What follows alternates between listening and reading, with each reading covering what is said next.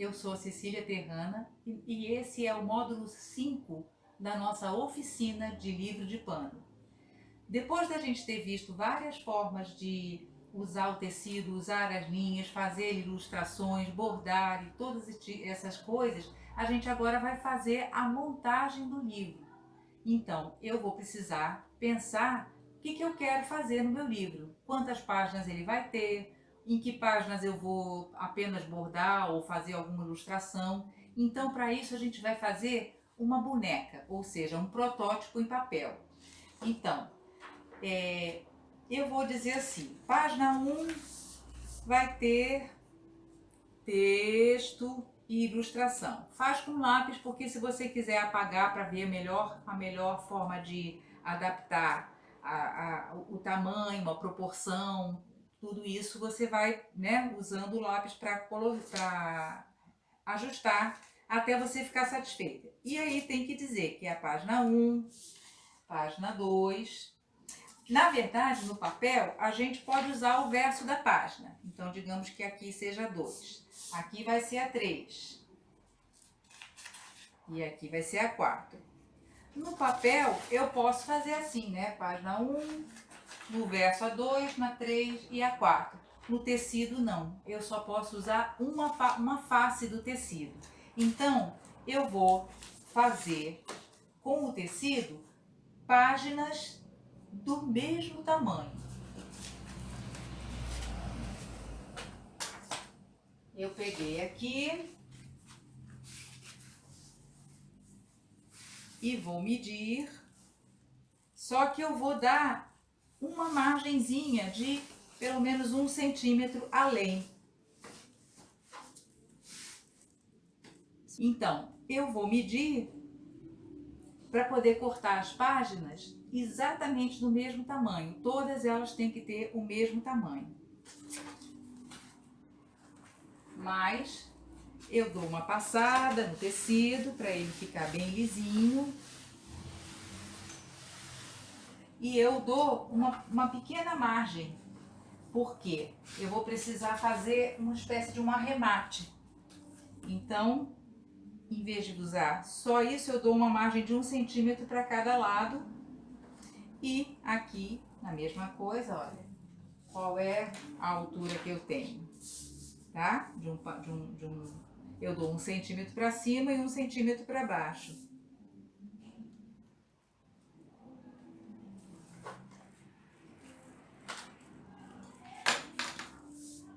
Vou usar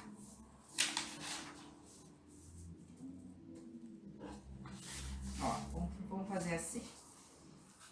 Dou bem uma passadinha com o ferro e pego aqui a minha tesoura e vou cortar. Chego o ferro pra cá.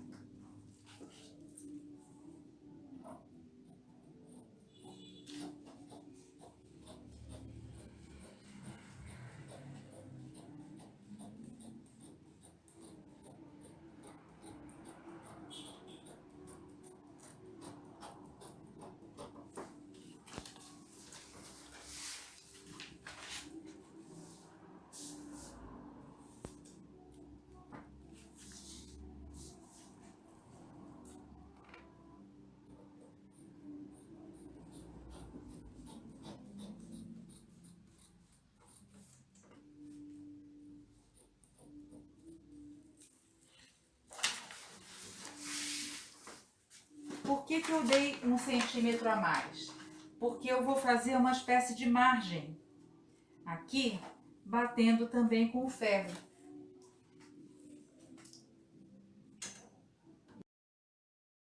Eu vou dobrando e marcando aqui com o ferro. Ó, passa, faz bem esse vinco.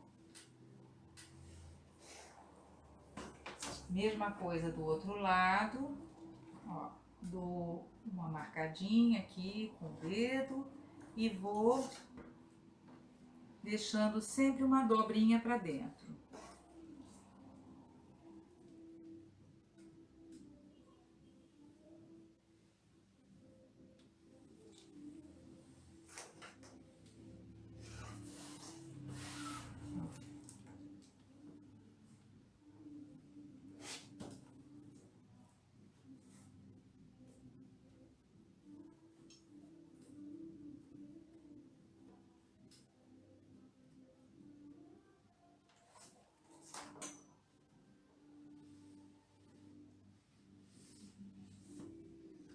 Então aqui eu já tenho.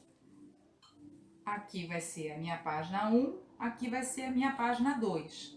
Então, desse lado vai ser a minha página 1, desse lado vai ser a minha página 2. Eu posso até pegar aqui e fazer uma marquinha aqui no avesso dela para não me perder, né?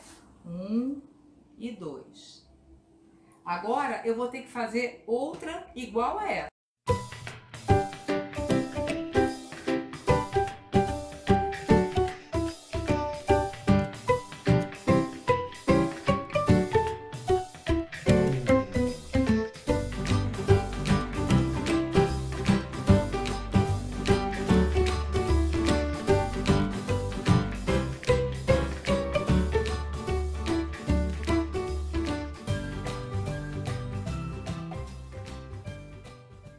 Então, faço o mesmo processo de dar uma dobrinha.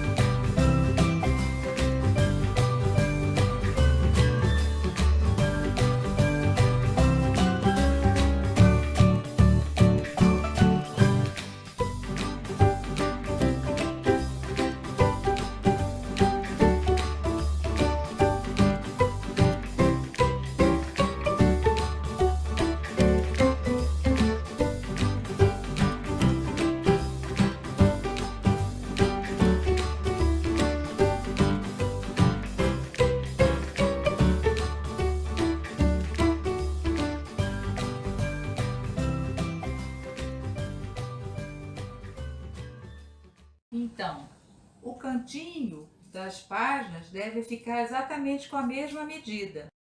Então, a lombada, né, a parte de trás, tem que ficar bem igualzinho e aqui também o mesmo tamanho. Então aqui é como se eu tivesse assim, olha, página 1, página 2, página 3, página 4 e assim por diante. Eu vou fazendo quantas páginas eu quiser, sempre do mesmo tamanho. Por quê? Quando eu terminar, aí eu vou ficar com as páginas soltas e vou fazer todos os bordados, as ilustrações, o texto, o que eu quiser. Quando eu tiver com todas as pranchas prontas, aí eu vou começar a montar o livro. Então, eu vou precisar... Vamos fingir que eu tô aqui, que eu bordei tudo isso, né? Então, tá tudo prontinho. Então, eu vou começar a costurar um por um nessa beiradinha aqui. Eu faço os meus com o ponto chuleado, mas se a pessoa tiver uma máquina em casa, também pode passar um pesponto na máquina sem problemas. Só que você tem que fazer sabendo que vai daqui até aqui, porque essa daqui vai ser costurada na próxima, né? Então você vai contornar toda essa página costurando na página seguinte. E essa aqui vai ser na próxima e tudo mais. Então eu tenho um livrinho montadinho. O ponto chuleado eu faço com linha dupla. Eu pego e dou um nozinho e passo ele aqui atrás da dobra. Então eu comecei, fiz a dobra e fiz a dobra aqui desse lado. E aí eu vou só passando, ó, fazendo, unindo as duas páginas através desse ponto, tá? Eu gosto, já que ele vai ficar aparente, eu gosto de botar uma cor bem contrastante já para assumir que é um ponto aparente mesmo. Mas também, se a pessoa quiser fazer com uma linha mais próxima da cor do tecido, com uma linha branca, não tem problema. E vai assim unindo o ponto chuleado até o final. Quando eu chegar aqui, eu vou passar para a próxima página e vou costurar essa banda na próxima página, tá? Bom, para fazer a capa do meu livro, eu gosto de pegar um tecido um pouquinho mais grosso. Então, eu peguei esse aqui, que é um pouco costuma ter em lojas de decoração e tal, que são tecidos para capa de almofada, tecidos para cortina. Então, eu posso comprar um tecido um pouquinho mais grosso ou aproveitar uma cortina que você tem em casa e que você não quer mais. Na capa vai acontecer a mesma coisa. Eu primeiro vou colocar o que eu quero aqui, o título do meu livro, alguma ilustração na capa. Eu costumo fazer colocar um outro tecido, fazer alguma outra coisa que fique na parte da frente da capa. Na parte de trás, eu deixo para minha assinatura. E eu vou fazer o mesmo processo de dobrar e marcar com ferro, tá?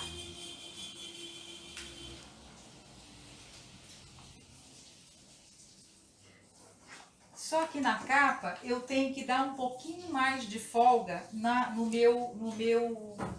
minha medida.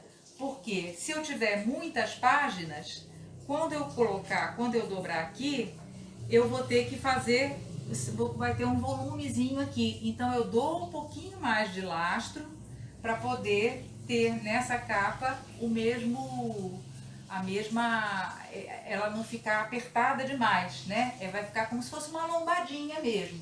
Dependendo do número de páginas que a gente quiser fazer, ela pode ficar mais grossinha. Bom, vamos supor que isso aqui é um livro, tá? Então, nessa capa eu posso ter colocado o título do livro em bordado, ou uma aplicação, ou um fuxico, ou alguma outra coisa que eu queira para ilustrar a minha capa.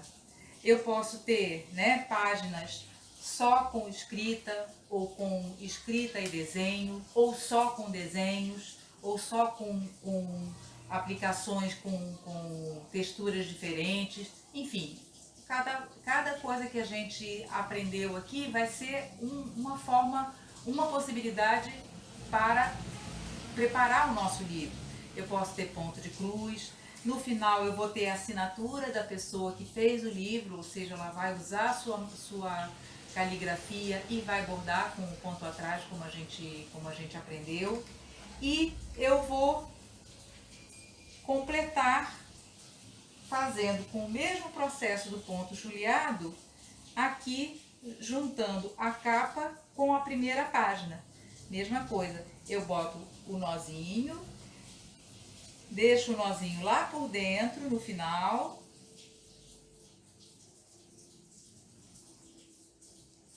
Uso essas dobrinhas para não ficar nada para fora, para não acontecer de desfiar o meu tecido, né? E aí eu vou usando o ponto chuleado. Para quem não sabe, o ponto chuleado ele era usado em todas as costuras antes de existir a máquina overlock. Então, depois que a pessoa fazia a sua costura reta e que ficava um pedacinho de tecido para fora, né? Assim, as costureiras faziam o tal do serviço à mão, que era chulear todo o contorno daquela roupa para evitar que o tecido desfiasse. Então, isso é o ponto chuleado.